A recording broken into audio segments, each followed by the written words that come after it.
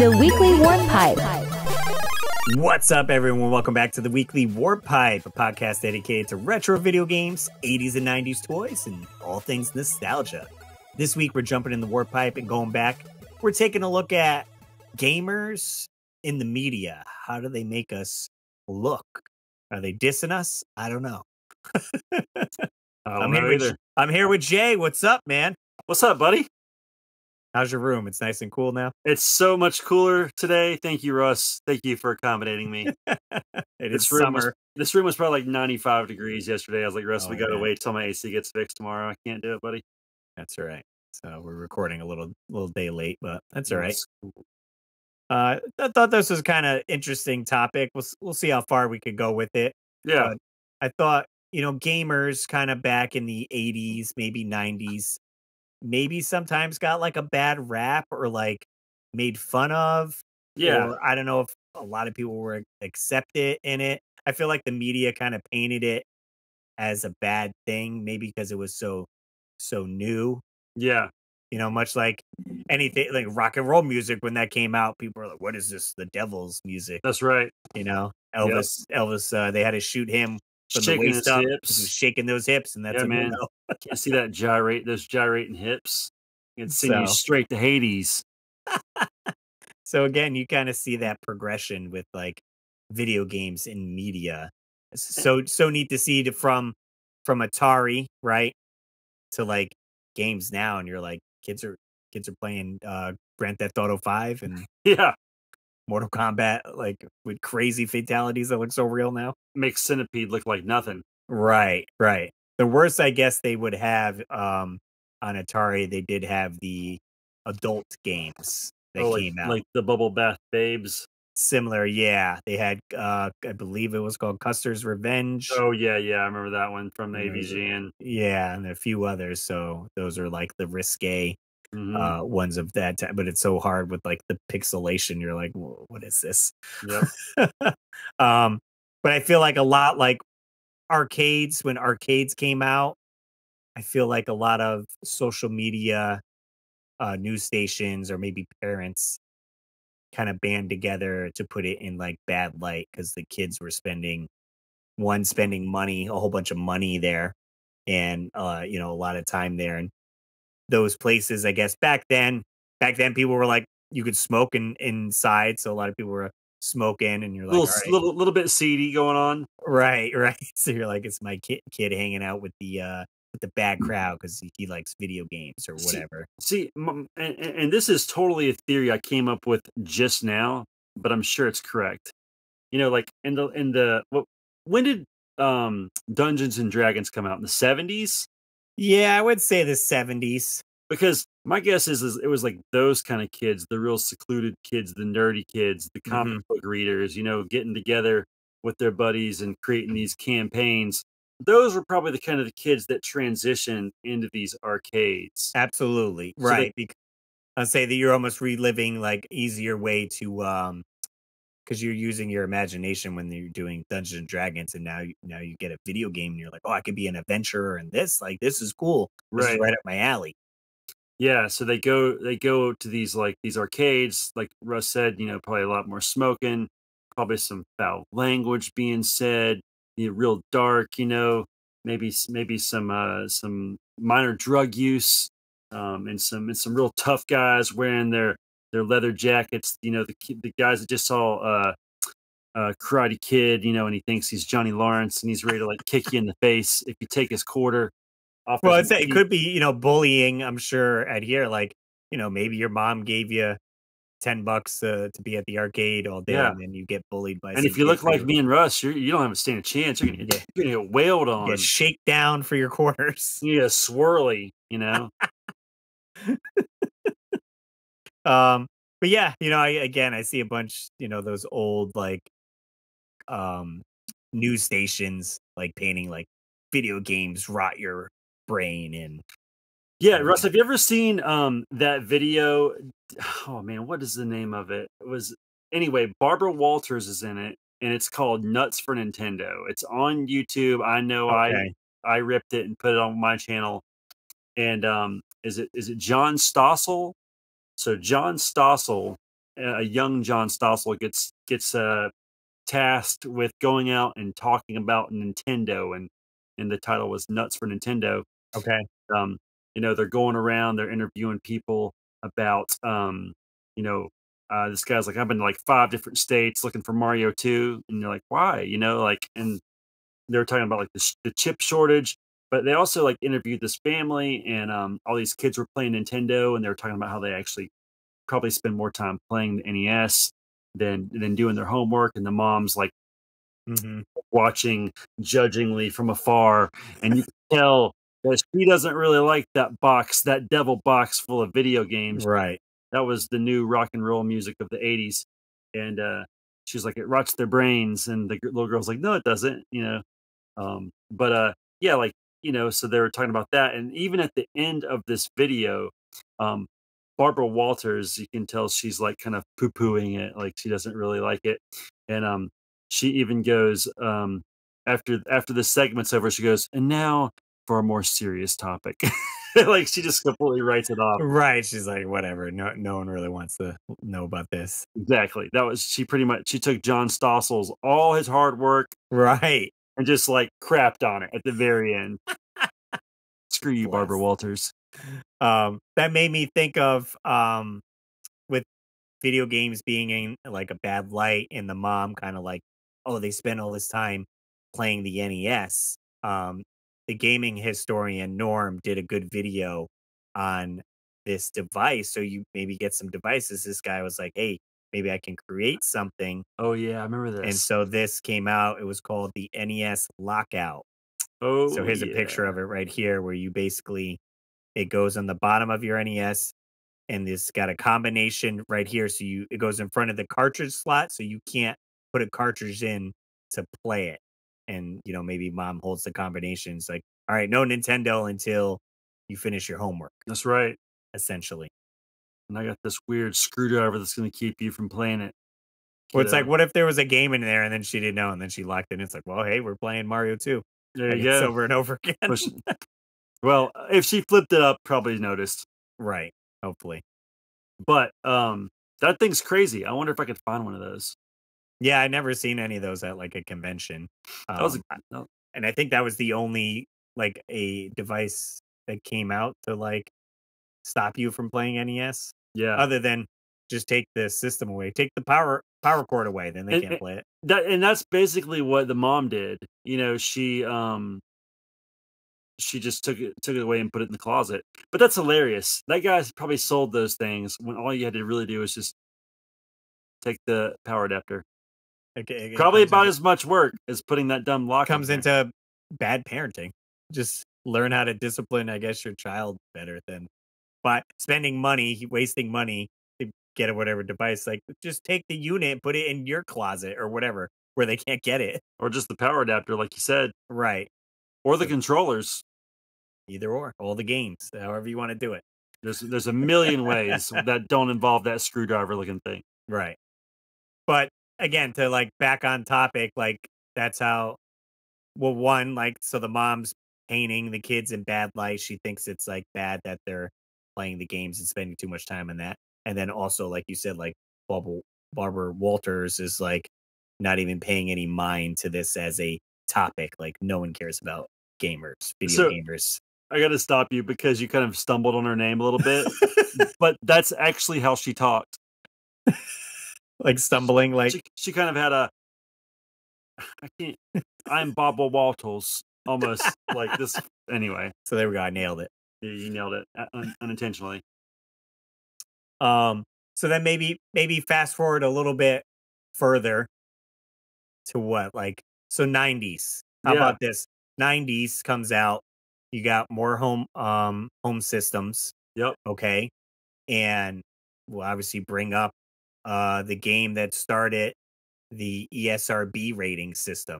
None of these games were rated. It Nope. was just anyone can buy these. There was no rating on them. And someone said we should rate these like movies have ratings That's because right. some of them are graphic. Um, Yeah. and it's like, okay, now you gotta have a parent to buy and like rated M game, like That's much I guess more right. Mortal Kombat was the I'm even trying to remember. Right. Mortal Kombat did it. Mortal Kombat was the game that started all this, you know, Right. because of the blood code and all the gore and the fatalities. And so, you know, they started this whole system of rating. You know, now you got to be a certain age to buy a game, and they're limiting what you can get your hands on if you're underage or if your parents don't approve. Once again, you know, because games are bad. Oh, Right. all of the media, this is gonna create, you know, killers in 20 Right. years. They're gonna play out these fantasies and, you know, I don't know about you, but Mortal Kombat's never made me wanna do anything other than play Mortal Kombat. Right. It's Y'all are essentially wrong. You were wrong, moms. darn you, moms. Yeah, I haven't seen this in what was that series they have on how to catch a serial killer or whatever. How But to right, is that it? I think I you're don't thinking of How to Catch a Predator. I think they made one with the serial killer Oh, too. maybe. But yeah, they never rated any serial killers home, and they're like, look at these Sega games on the floor. Obviously, he Yeah. was um but also That's also, hilarious. also the game Night Trap was big in the media, getting Yeah. a lot of flack. And they're like, it's sexualizing Yep, and this and that. It's like you go back and watch. I have it. I bought it on the they did a re-release of it, so I have it on the Switch, but it came out on Sega CD. yep. So it was they had full motion video, It's a probably like the lowest quality ever and lowest frames. Russ could have made a better video than that. And it has it has some girls in like I guess like bedtime attire, like nightgowns, maybe. Yeah, yeah. Nothing like you would see today, like No. on TV. But back then, You that see was worse like on MTV nowadays. right, You could accidentally scroll on the wrong Instagram reel and see worse than that. easily. Um, but yeah, then it's like okay, now it's painting gamers as like oh they're like sick people that are perverted, and this is what all their games are All like. we wanna So do is sexualize women and murder people. right. So again, paints us in a bad light, and you're like, "Oh, what is this?" Nah, dude, I'm just trying to play some Super Mario World. And maybe that's why, It's probably why Nintendo took the route they took, the approach right? they So took. They played it super safe, and they're like family friendly, kid friendly. We're the family computer system for Yep, everyone, yep. and we're not going to make anything too realistic looking. No, they did bend that a little bit because they saw how much more love the Sega was probably getting because the Sega had the blood code. Because in the first Kombat on Super Nintendo, it was more like sweat or like this gray matter that came out. Right? But once Mortal Kombat 2 came out, they had changed their tune. They're like, all right, we'll give you some We red sweat. better give you some red sweat. We're gonna lose out on some cash. Fair enough. We did ask you guys to kind of chime in on this topic so we could see what the conversation brings us. So we'll jump on to our social medias and see where it goes. What did you say? What did you say? Springfield, let's hear from you. Hear from you. We'll jump over to our Instagram at the Weekly Award Pipe. See what you guys said here. We got 2 comments. We got Retroholic16 said, luckily I was never stereotyped growing up in the 90s. I think with the N64, etc., it was more mainstream. One time about 2 years ago, someone I work with who only emulates games said he owned Ocarina of Time. And I was like, you really don't own, you really don't. And he said, oh, I forgot you are a cart elitist. Never heard that term. I'm a Carlitos as well. Cart elitist. Cart elitist. So someone that just, I guess, enjoys having the physical media.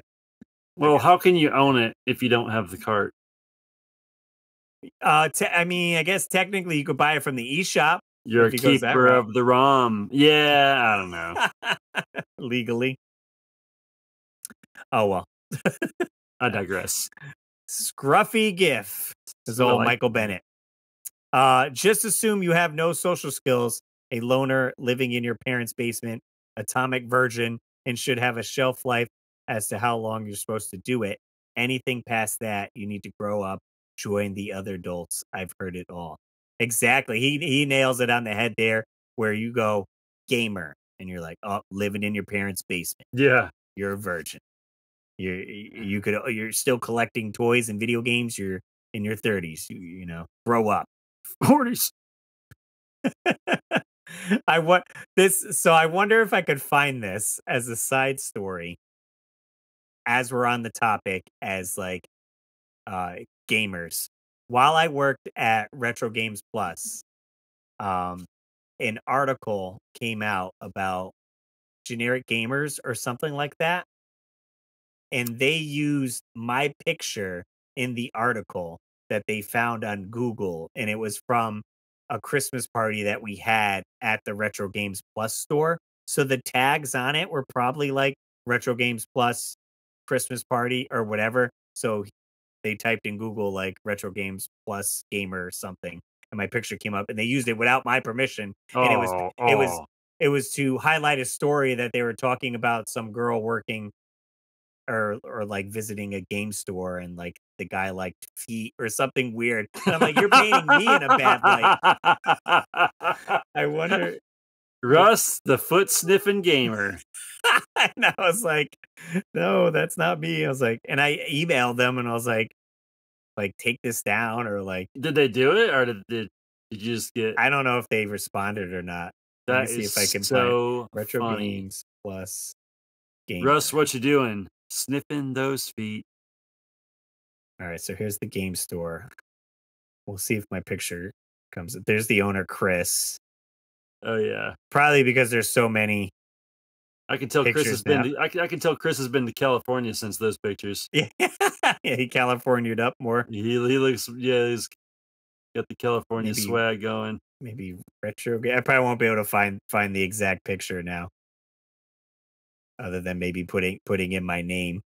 But I was like, well, what the heck? They're painting me as a bad gamer, and I had like a Santa hat on too. So I'm like, this makes the picture even out of context. That is so funny. And Russ has like a toe, like photoshopped in his mouth. I know. Maybe I'll try to search this while we're chatting about something else after. But That's right, so well, funny. So I do want to bring up this. I never, even though I'm aware that all this stuff kind of happened, looking back, I never felt any kind of resentment towards me growing up. okay. About being a gamer ever. And maybe it's because I was more of a casual gamer, like it seemed like every kid I knew had a Nintendo, and then got a Super Nintendo or a Sega Genesis or both, and then and just moved their way through the ranks as consoles came out. To me, it seemed very no different than like having some toys. Oh yeah, we got some Ninja Turtles. Oh, we got a Nintendo. I never felt that, like, I guess, social pressure that it was a negative thing growing up. I knew popular kids that had video games. I knew not popular kids that had video games. All kinds of friends of mine that were different races. I mean, I remember going to my friend LaKenya's house and playing Mario 2 in the third grade.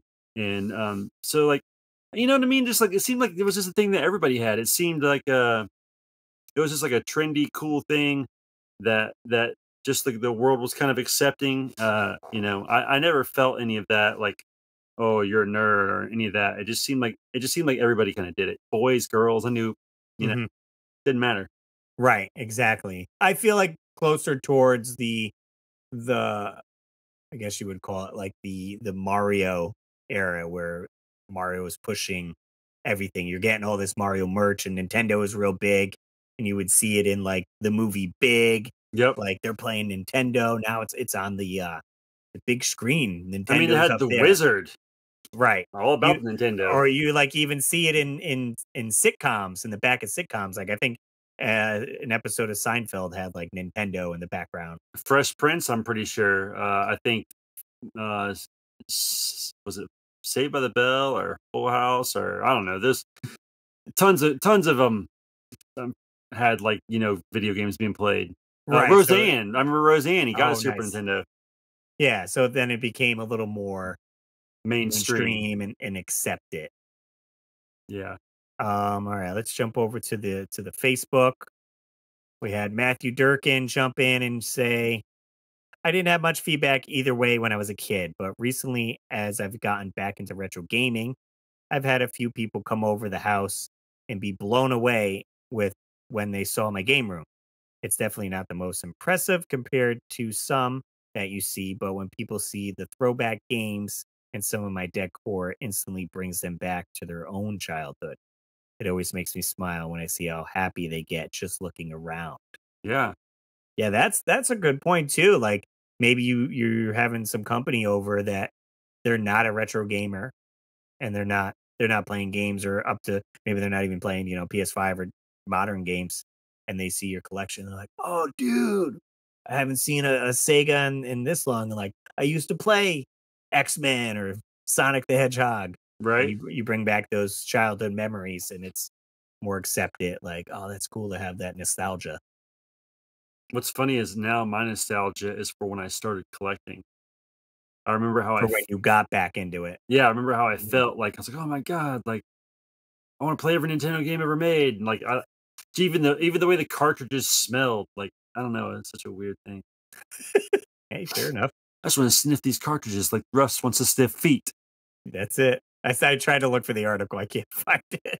It'd be so good. Let's see. On our on our YouTube community page, we got Erkin Elite says, my dad grew up on a farm on the Saskatchewan. border. He won a Pong game from the CBC. He would play for hours. My grandpa eventually put a shotgun shell through it, claiming it was a waste of time and there's no future in computers. Well, My dad went on to I'll take. write that important program with Gary Kindle. Now, I'm not sure what program he's referring to. Yeah, my So, gaming knowledge isn't that intelligent, but I wonder what I mean, that. that's some story, though. So, they were like, hey, this Pong thing can't be in our house and shot it with a shotgun. Yeah, he said you said you're a good Canadian boy. You better be playing some hockey. Get you on the Oilers or the Calgary Flames if you want a real future. I don't know. Maybe. That's what good old Canadian boys say. I guess so.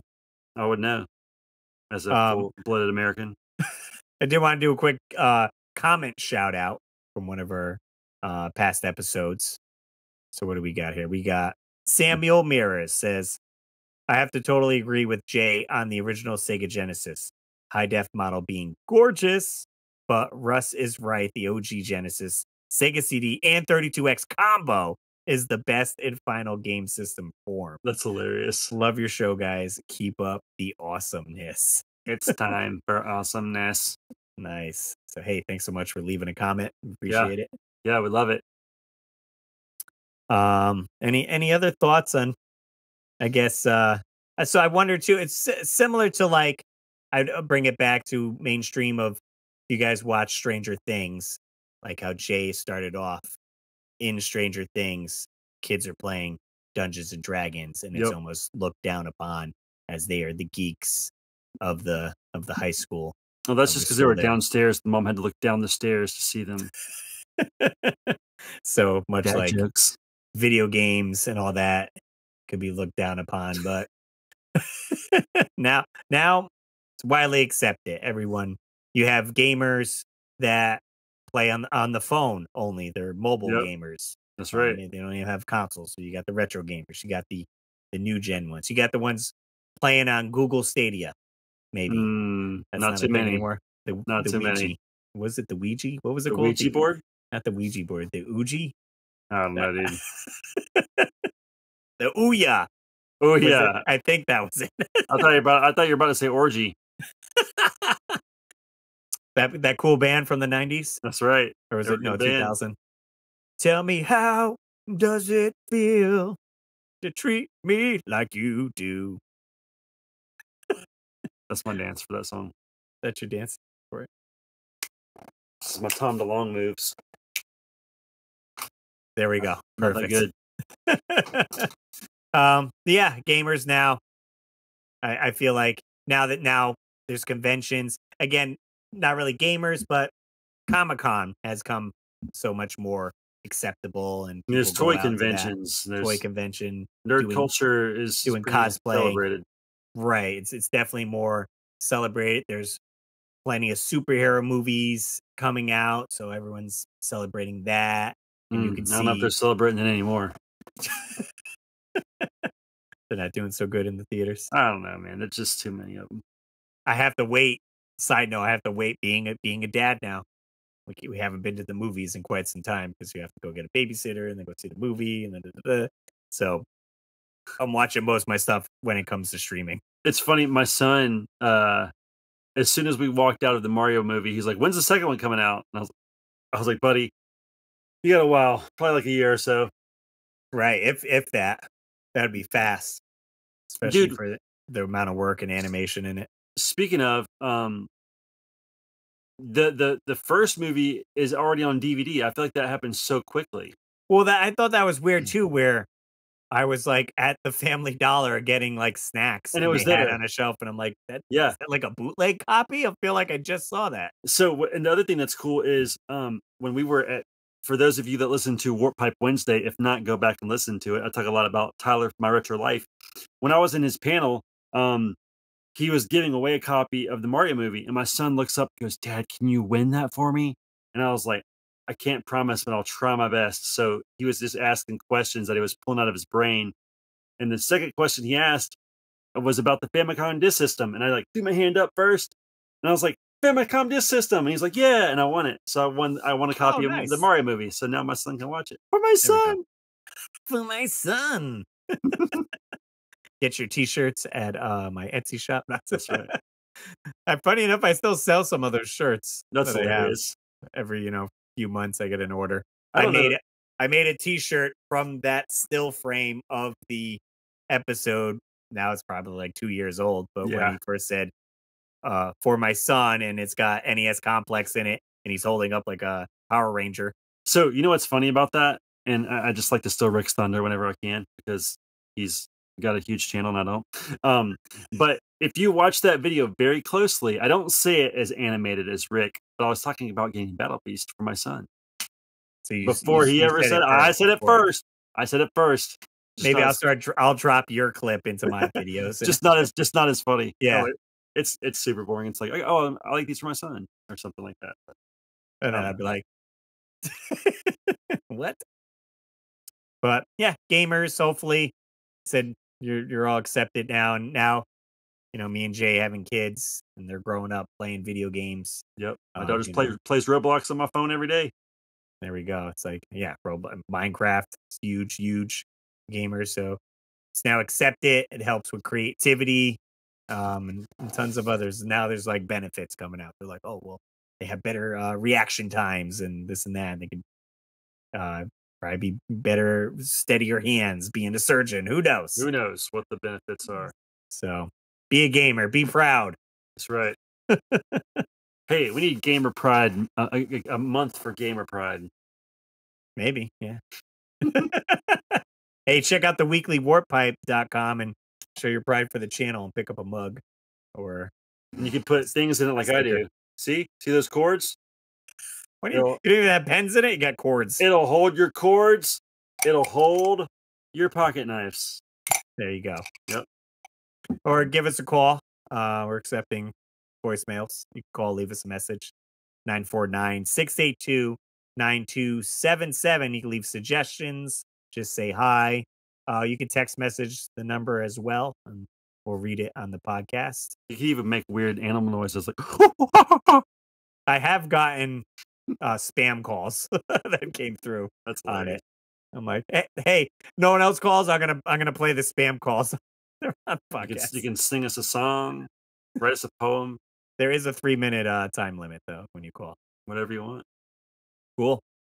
Well, we hope you guys enjoyed listening to us. Tune in Wednesday if you want another dose of Warp Pipe Wednesdays or shorter show, and then new episodes on here every Saturday at 7 a.m. Get up early and listen to me and Russ. That's it, guys. As always, I'm Russ Lyman. keep your world fun bit by bit. Later.